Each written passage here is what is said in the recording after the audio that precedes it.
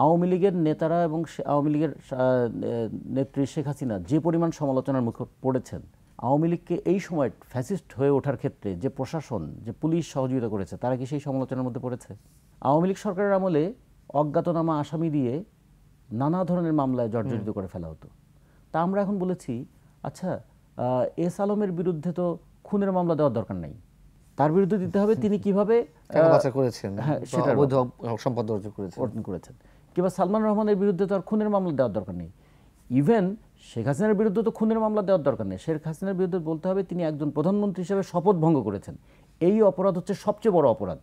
এই ধরনের যদি যে অপরাধে তিনি অপরাধী, সেই অপরাধের জন্য যে মামলা হয়, ভবিষ্যতেও যারা আসবেন তারা কিন্তু আর ওই শেখ হাসিনার তো অন্তত গণহত্যা পর্যায়ে পড়ে তা অভিযোগটা, সেটা প্রমাণিত হবে। কিন্তু প্রথমত তাকে এইটা প্রমাণ করতে হবে যে আপনি তো প্রধানমন্ত্রী ছিলেন, আপনি শপথ নিয়েছিলেন।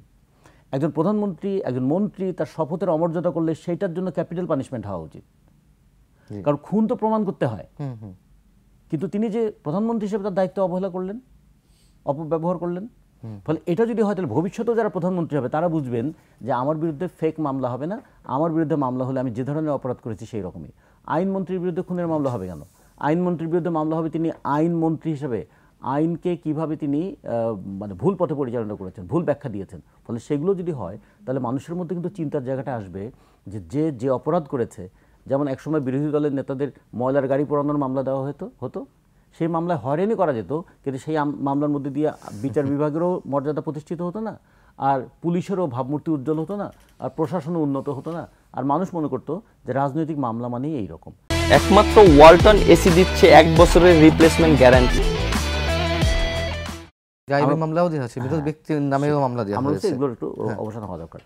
এবং এগুলো কখন হতে পারে? যখন একটা সুষ্ঠু স্বাভাবিক রাজনৈতিক প্রক্রিয়াটা অব্যাহত থাকবে। আমরা এই জন্য মনে করি যে কোনো সমাধান শেষ পর্যন্ত করতে হবে রাজনৈতিক দলগুলোকে, দায়িত্ব নিতে হবে রাজনৈতিক দলগুলোকে, মানুষের কাছে যেতে হবে রাজনৈতিক দলগুলোকে। ফলে রাজনৈতিক প্রক্রিয়াটাকে কোনোভাবেই যেন বাধাগ্রস্ত করা না হয়।